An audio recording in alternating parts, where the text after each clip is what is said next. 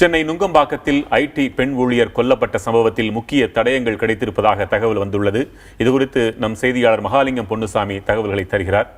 மகாலிங்கம், இந்த பெண் கொலையில் என்ன தடயங்கள் கிடைத்திருக்கின்றன? காவல்துறையினர் என்னென்ன ஆதாரங்களை வெளியிட்டிருக்கிறாங்க?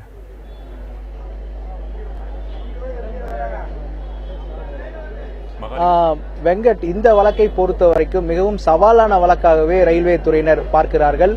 குறிப்பாக இந்த வழக்கில் இன்று காலை 6:30 மணியிலிருந்து 7 மணிக்குள் நுங்கம்பாக்கம் ரயில் நிலையத்தில் இரண்டாவது நடைமேடையில் இந்த படுகொலை என்பது அரங்கேறி இருக்கிறது. பலர் இந்த கொலையை பார்த்திருந்தாலும் கூட அவர்கள் இன்னும் இதுவரை குற்றவாளி எப்படி இருப்பார் என்ற தகவலை காவல்துறைக்கு தரவில்லை என்ற ஒரு தகவல் சொல்லப்பட்டிருக்கிறது. அந்த சூழ்நிலையில்தான் தற்பொழுது போலீசார் தொடர்ந்து வழக்கு விசாரணையை மேற்கொண்டு வருகிறார்கள். நுங்கம்பாக்கம் ரயில் நிலையத்தில் எந்த பகுதியிலும் சிசிடிவிகள் பொருத்தப்படவில்லை. எனவே சிசிடிவிகள் பதிவாகாதனால் குற்றவாளி அடையாளம் காணுவது தொடர்ந்து இழுபறி நீடித்து வரும் ஒரு சூழ்நிலையில் குற்றவாளி இந்த குற்றத்தை செய்துவிட்டு, அதாவது இந்த இளம்பெண்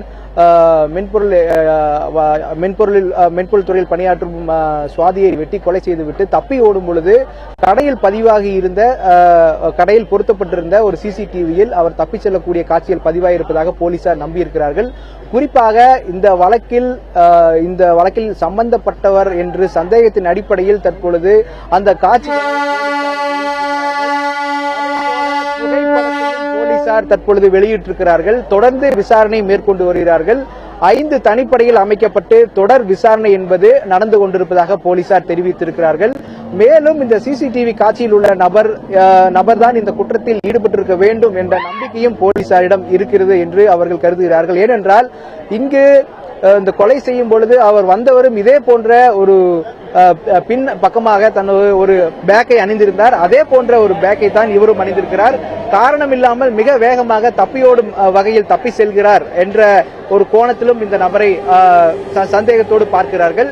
இருந்த போதிலும் 100% இவர்தான் இந்த கொலையை செய்திருப்பார் என்ற உறுதியை போலீசார் தற்பொழுது தர மறுக்கிறார்கள். ஆனால் இவர் இந்த கொலையில் சம்பந்தப்பட்டிருக்கலாம் என்ற சந்தேக கண்ணோடு இந்த புகைப்படத்தை வெளியிட்டிருக்கிறார்கள். பொதுமக்களிடமிருந்து அதிக தகவல்களை போலீசார் தற்பொழுது எதிர்பார்த்து காத்துக் கொண்டிருக்கிறார்கள். இந்த புகைப்படத்திலும் இந்த சிசிடிவி காட்சியிலும் தெரியும் நபரை உடனடியாக போலீசார் பொதுமக்கள் யாராவது பார்த்தால் உடனடியாக போலீசாருக்கு தகவல் தெரிவிக்க வேண்டும். குறிப்பாக ரயில்வே காவல்துறையினுடைய கட்டுப்பாட்டு எண்ணுக்கு உடனடியாக தொடர்பு கொண்டு தகவல் தெரிவிக்க வேண்டும் என்ற வேண்டுகோளையும் போலீசார் வெளியிட்டிருக்கிறார்கள். மேலும் இந்த நபர் கடைசியாக யாருடன் பேசினார், யாருடெல்லாம் இந்த கொலையுண்ட பெண்ணுக்கு யாரோடெல்லாம் தொடர்பு இருந்திருக்கிறது, நட்பு ரீதியில் எது போன்ற தொடர்புகள் இருந்திருக்கிறது, குடும்பத்தில் ஏதாவது தகராறு இருந்திருக்கிறதா அல்லது பணி புரியும் இடத்தில் ஏதாவது தகராறு இருந்திருக்கிறதா என்ற கோணத்தெல்லாம் தொடர்ந்து விசாரணை என்பது மேற்கொள்ளப்பட்டு வருகிறது.